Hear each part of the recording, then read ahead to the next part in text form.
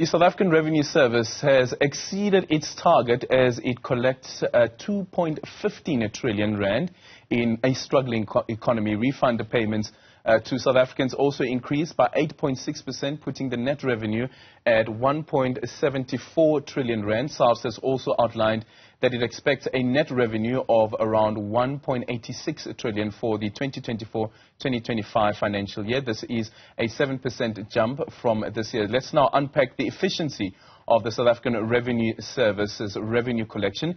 And for more on this, we now speak to Pieter Janse van Rensburg, who's a director at AGM Tax Consultancy, specializing in tax advisors.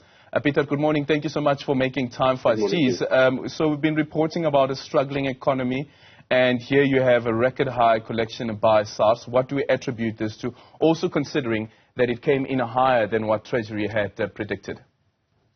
Yes, well, I think SARS has really done a stellar job, as you mentioned in the introduction, in a struggling economy. So we will see that the efforts that have put in by SARS, especially on their compliance team and the enforcement team, have really delivered results. I think a large part of the over-recovery compared to budget was the enforcement actions that have been taken to them, specifically on non-compliance. About 290 billion rand in additional revenue was recovered as a result of those initiatives. Yeah. I think this is something that we'll definitely see continue into the next fiscal year as well. Yeah, and again, we see the contribution coming from personal income tax, and that particular contribution towards the tax revenue collection. What should we attribute that element to? Well, I think if we look at the excluding the mining sector, which was down 66% compared to the prior year, many of the other activities did, many of the other economic sectors did really well. Agriculture did well, manufacturing did really well. So I think it's really a knock-on effect of when it goes well within the specific industry, the individual taxpayers that are employed in that industry also do really, really well. And we have seen a number of significant international transactions where natural persons in their own capacity have made significant gains, which really contribute to the larger part of the contribution that they do make. So I think excluding the mining sector, employment has increased somewhat in specific sectors, and it really just shows that it is a knock-on effect on the positive growth in those sectors. Yeah, and then we look at the decision that was taken about 2 years ago, for instance, to reduce corporate income tax. So this is what SARS says, that corporate income tax has contracted by 31 billion rand, or 8.9%, in 2023-2024. Should we attribute this directly to the decision that was taken to reduce our income tax, corporate tax, from 28% to 27%, or are there any underlying issues that are at play here? Yes, I don't think that the reduction in the corporate income tax rate necessarily speaks to the decline that we've seen there, simply because there are other measures that were put in place exactly to accommodate that reduction that we had. We saw specific implementation on interest limitation on deductions as well as on assessed losses, where even though a company is in assessed loss position and they are profitable in future years, they still pay taxes.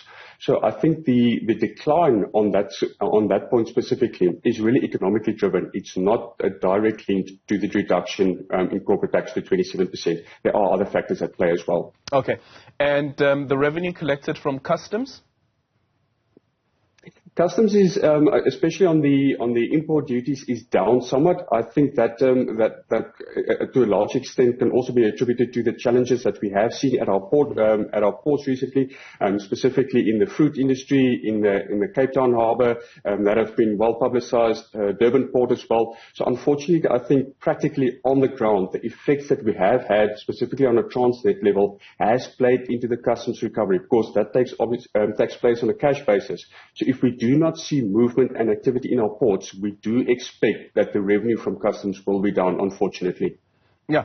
Do you think that this is a trend that we should continue, that we could continue seeing, even though the president has come up with a task team that is trying to sort out what's happening at Transnet? At least now we also have a permanent CEO. Yeah.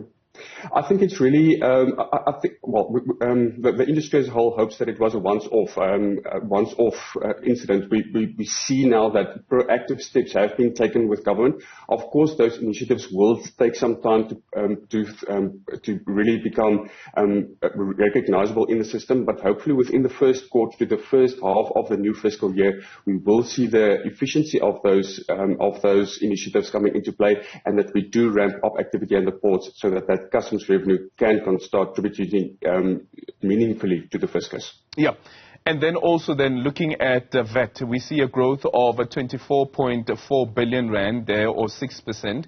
But the one that I want to focus on is a higher outflow of VAT refunds at 23.9 billion rand, or 7.5% higher than the previous financial year. And this is an interesting one for me because it also speaks to what happened during the years of state capture. This was a major, major problem at SARS, how SARS was able now to turn the tide around this. But also, Pieter, from looking at your assessment and how SARS has been able to stabilize, even after all of these years of state capture, at such a quick rate, and also at the same time, this record high revenues that we are seeing, while other institutions that were also affected by state capture are struggling. Absolutely. The team of Mr. Edward Kieswetter, which fortunately his tenure has been extended for a further 2 years during March of this year, and they've done absolutely stellar work. And I think to a large degree the VAT refunds that you mentioned now is really a normalization, really, because we saw the activities during state capture, and then a natural outflow of that was really a freeze on many VAT refunds that were supposed to be paid to taxpayers. And now, with the better compliance systems that they have in place, using technology, using artificial intelligence, SARS is in a position to start normalizing these VAT refunds and having legitimate claims flow through the system. So a huge congratulations to their team for doing that. And I think the taxpayers also deserve a congratulations, because there's a lot of work being done on a compliance level by taxpayers themselves that really contribute to the efficiency of these systems and the close working relationship with SARS on many levels.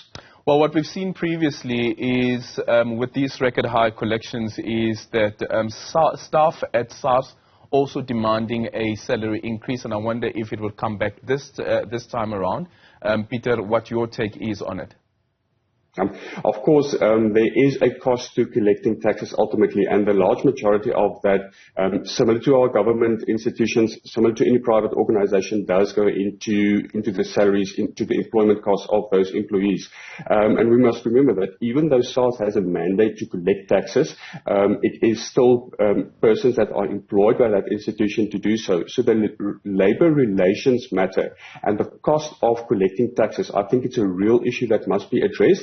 But given the turnaround that we have seen at SARS, and given the work that they are doing, and we see this in the increased revenue for the fiscus, I think that the cost of collecting taxes we can expect to see increasing into future, into the short to medium term at least. And I previously mentioned the technology used by SARS, artificial intelligence. So investment into those type of systems will probably reduce employment costs over the longer term, but in the short to medium term, I expect a slight increase.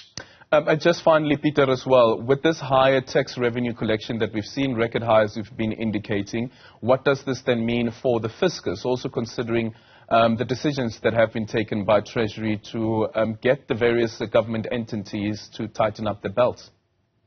I think it's very important that we just recognize what we are comparing the higher recovery to. Of course, the approximately 0.5 percentage point high recovery is based on the revised budget that we had 6 weeks ago in Parliament as part of the annual budget speech. But it's still 2.3% down on the budget as was presented in 2023. So I think it's important that we've just put into context what we are comparing this figure to. And I think it's a lesson for the fiscus, and it's a lesson for government, that even even though we have had an over-recovery now, a slight over-recovery at that, it's not necessarily an indication of the amount confirmed in the budget, which was around 2.3%, which means that any shortfall in the current 2024-2025 budget will have to be further funded by debt. So it's not a green light for government institutions and the fiscals to start spending. I think it's a good prospect for them at least to show that the revenue is there for recovery, but I don't think it's a free-for-all and a green light to proceed, and austerity measures I think are still at the order of the day. Thank you so much for your time. That is AGM Tax Consultancy Director, Pieter Janse van Rensburg. Thank you so much for your time.